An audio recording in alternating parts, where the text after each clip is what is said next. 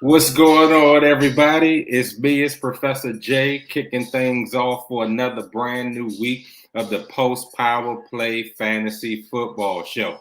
So we're going to get your appetite wet. We're going to get y'all ready for this coming week. This is week 8.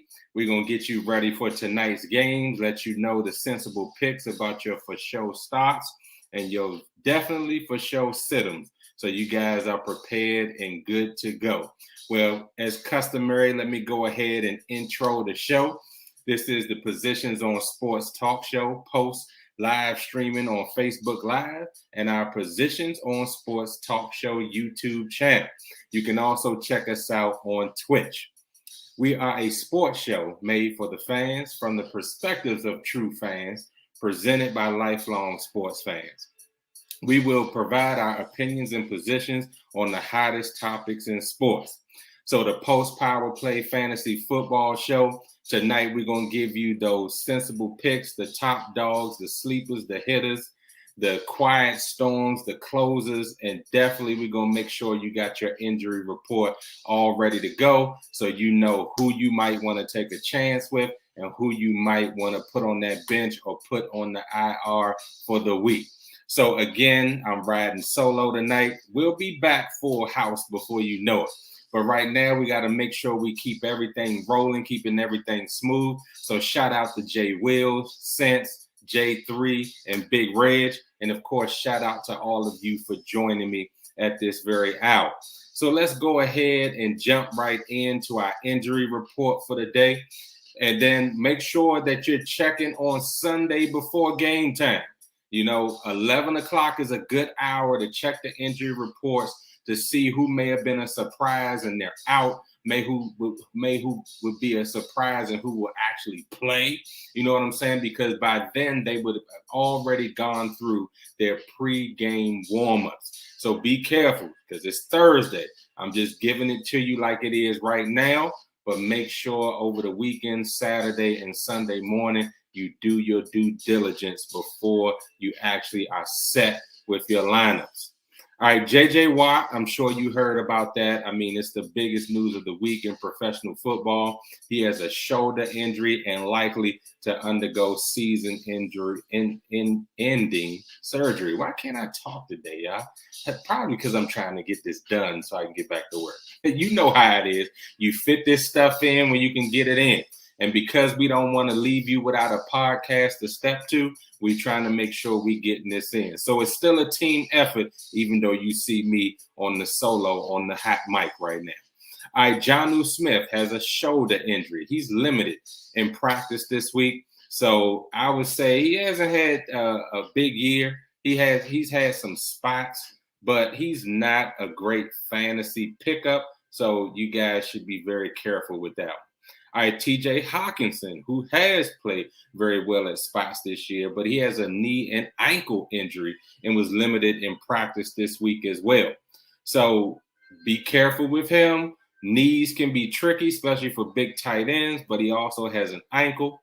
We got Tevin Campbell, hamstring. He did not practice today or yesterday. So that's a good indicator that he might not suit up for Sunday.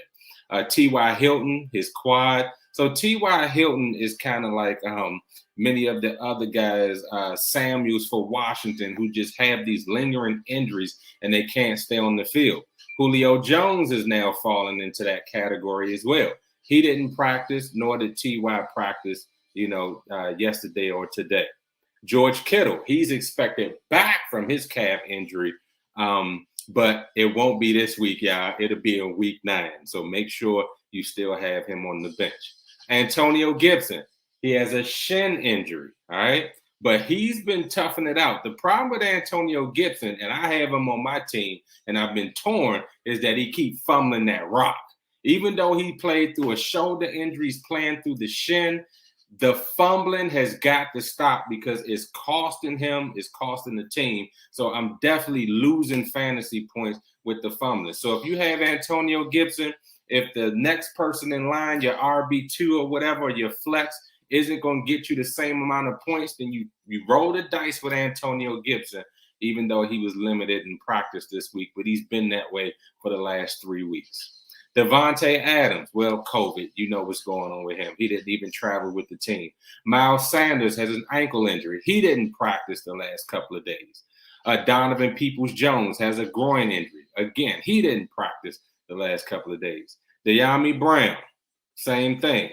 Terry McLaurin, the man that's on many fantasy football teams, he has an ankle injury that's lingering. He didn't practice the last couple of days, but all indicators are saying that he will suit up on Sunday, and he should be pretty good. Dak Prescott, he has the calf injury. Now, this is the one that you want to pay attention to. Will probably be a game time decision because they keep going back and forth. Even the pundits are saying that it's smarter to sit him this week because they're playing the Minnesota Vikings, who I expect to give them everything that they have.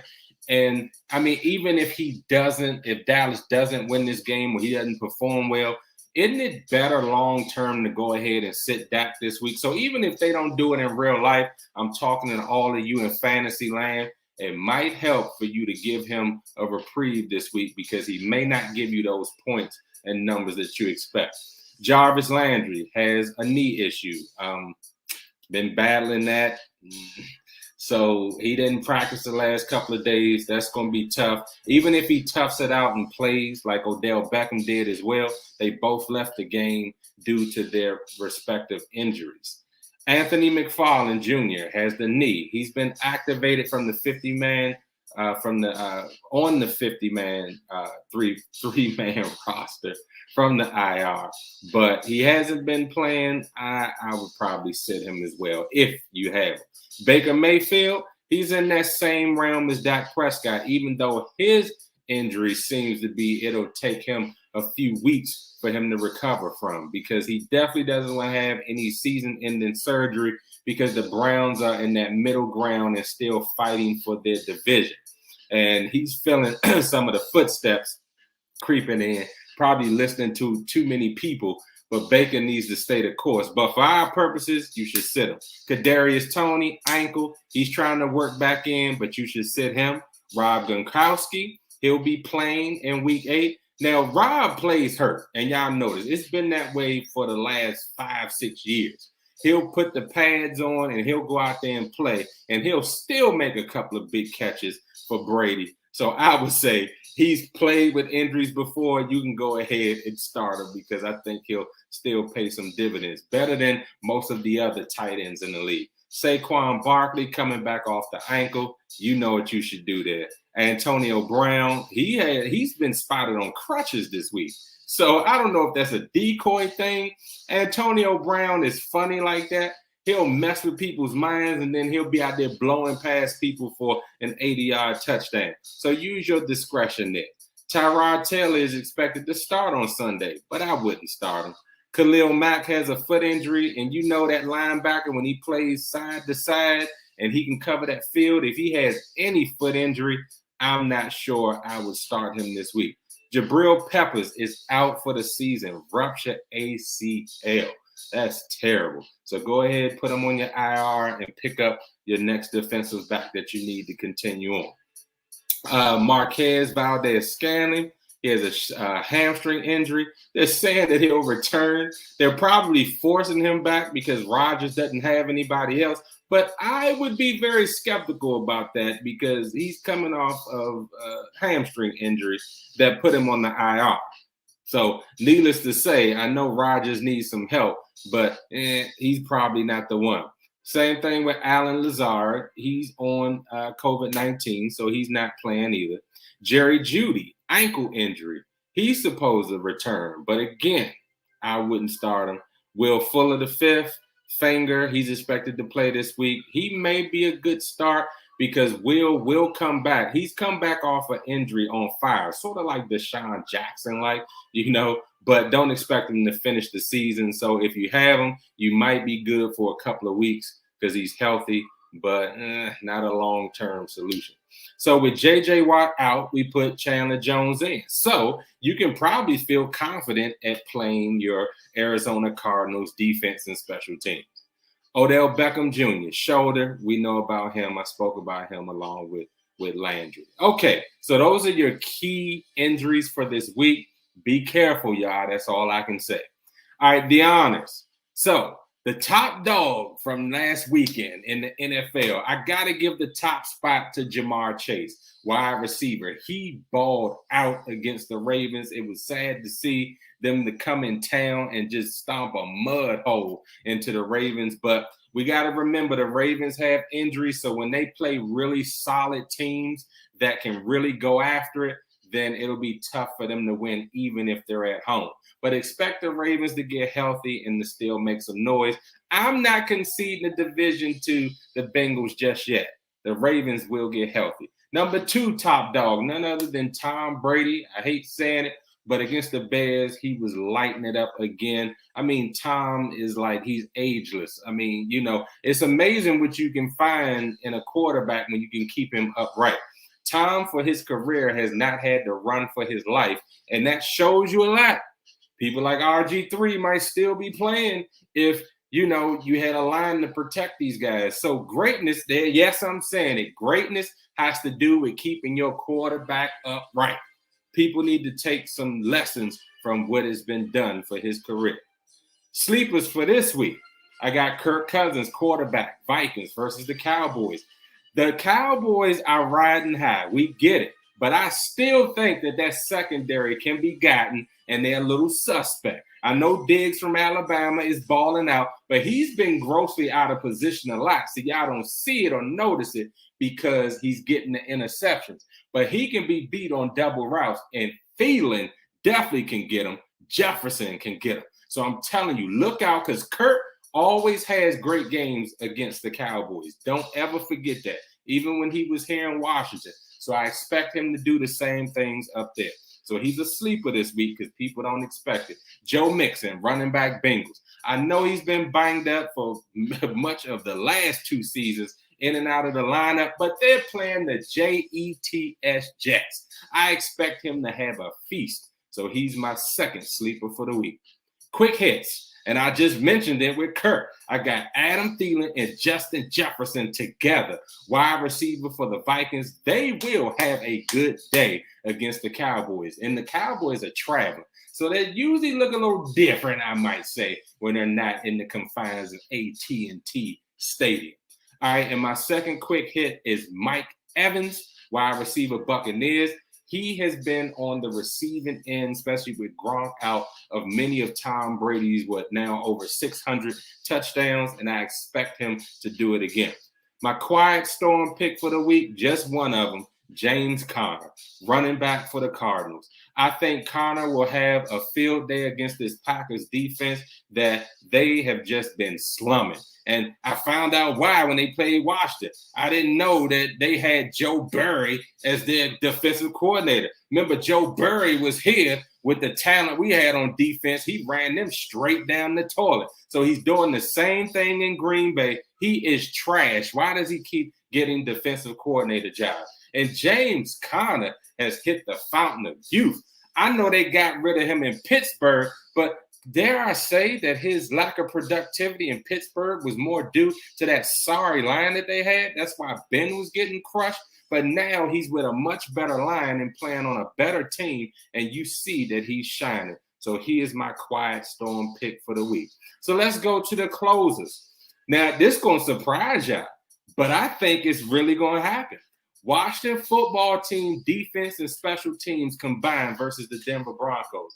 I think the Broncos were a bit, dare I say, a fraud at the beginning of the season when they went 3-0. Now they're 3-3, I believe. And I think with the visiting Washington football team, that defense played really well last week. Still had some holes there, but their defensive scheme was a lot better against a better quarterback in Aaron Rodgers. So I'm not dissing Teddy Bridgewater, but he's coming back off of an injury. He didn't look that great last week. I expect this defense to get after it, pick him off a couple of times, and crush him with at least 3 sacks. And I think Washington is going to go in and steal a victory in Denver based on this defense.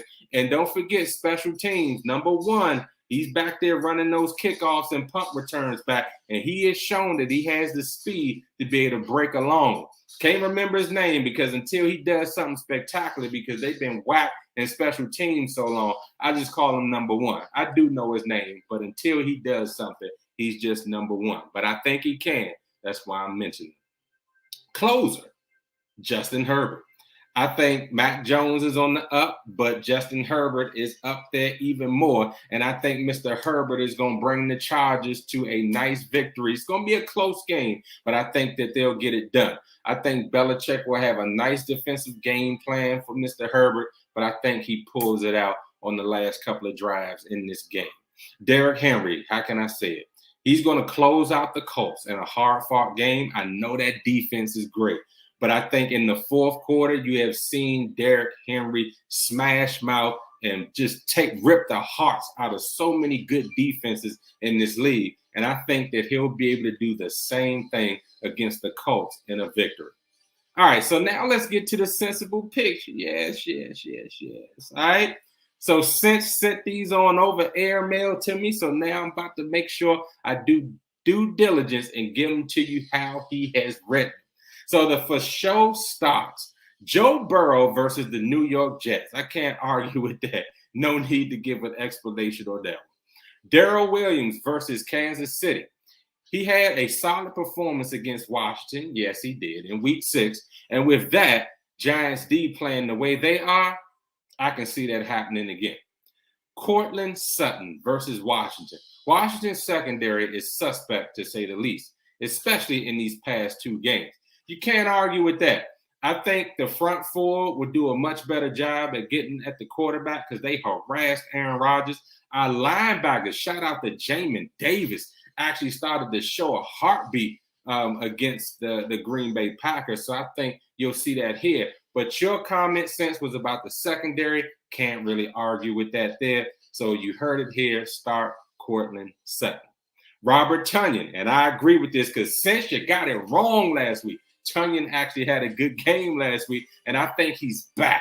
And I think Aaron will definitely need him tonight. Yeah, definitely. He'll probably get 6 or 7 targets at the very least. And dude got some good hands. So the receivers are out, and I think Rodgers is going to need to rely on his tight ends, mainly this guy Tonyan, and he's going to get it started. All right, Bengals at New York Jets. Okay, Cincy's defense just had some awesome games, sacking Lamar Jackson 5 times. True story.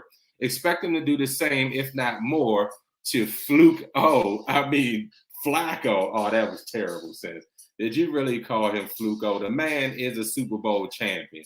And he did have 22 touchdowns that same postseason that tied the great one, Joe Montana, who is still the greatest quarterback of all time in my mind, because when you got to put Spygate next to somebody else's name, mainly Tom Brady, then I can't call you the greatest of all time. If you've been caught cheating, there's no way I can call you greatest of all time. All right, so now moving on to the Nas Son sit him down. We got Tua Tagovailoa. Really, Sense? Okay, he's versus the Buffalo defense. Okay, they got the number 1 defense in fantasy points allowed against rushing quarterbacks. Okay, all right. I don't think I can really argue with that.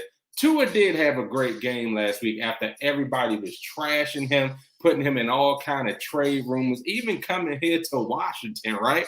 But all he did was show out and show that he is that dude. And probably the issue is he's just playing in Miami. When have they ever been good?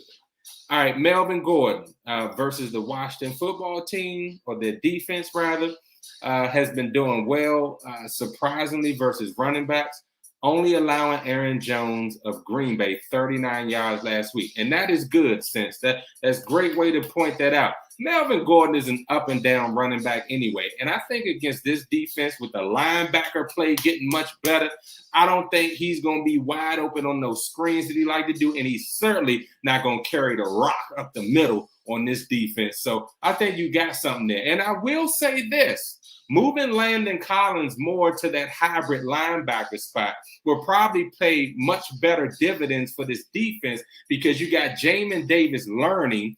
Bostic is out for the season, and that tackling machine, Cole Holcomb, he's just too slow to really do a lot of things, even though he does tackle anything in his vicinity. But you can still get away from him. But I think having Collins up on that line of scrimmage will also slow Melvin Gordon down as well. So good pick this. Sit him. All right, Corey Davis versus Cincinnati. Cincy's secondary has only allowed 2 touchdowns to opposing receivers in the past 5 games. Enough said. Sit O.J. Howard versus New Orleans. Man, O.J. Howard is terrible. Do we even really have to even go through the narrative of him? He was expected to do so much more for the Giants, and he has just done really nothing. He can't really block, and he's not really featured in the offense, even though he was in college. It's a head scratcher. Maybe it's the offensive scheme that the Giants run, because I do think the young man has some talent. But against this New Orleans defense that's one of the best in the league, don't even try it, son. Just go ahead and sit them. All right, Patriots D versus the Chargers. The Chargers have scored at least 28 points in each of the past 4 games. Bill. That's all I'm saying, since Bill Belichick usually has that Patriots defense wrecked. But I hear what you're saying. It's going to be a battle of attritions here, and you guys can sit them if you like. That's probably one that I'm on the borderline on. All right, so the fantasy flameout of the week would be a tie between Patrick Mahomes and Taylor Heineke. Okay, Mahomes is doing too much. He's trying to cover up so many deficiencies on that team that he's making some terrible mistakes, i.e. his interceptions, i.e. holding on the ball too long.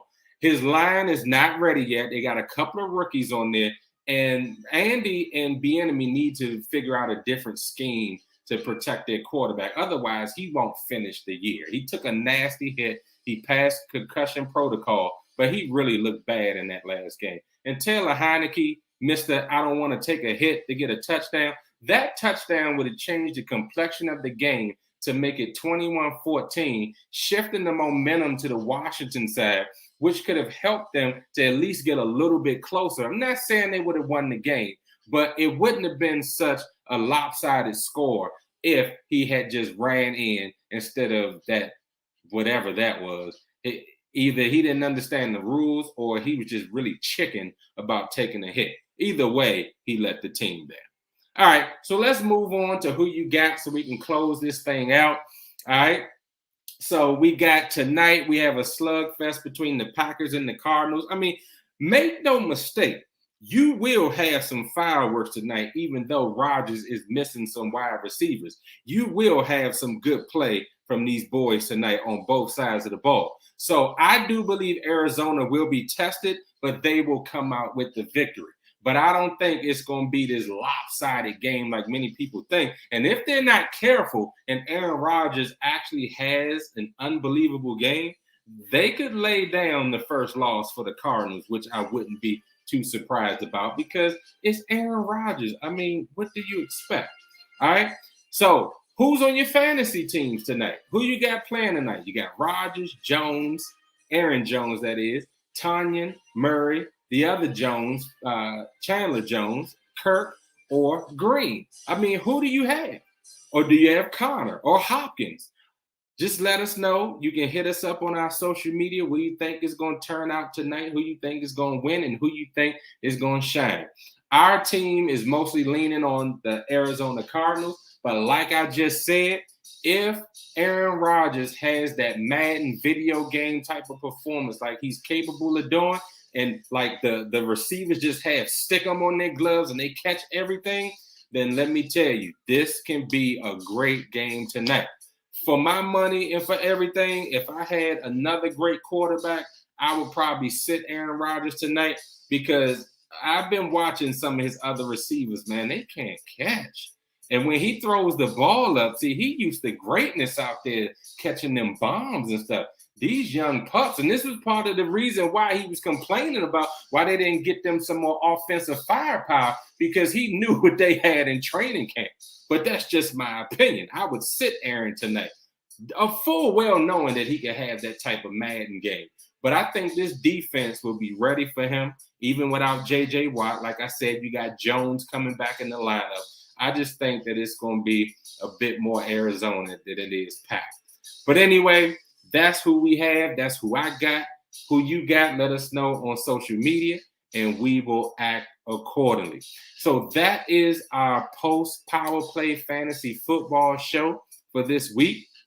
If you guys have any comments, anything that you want to share, please hit us up. Let us know. You got it up top right there. You got at Positions on SPO1.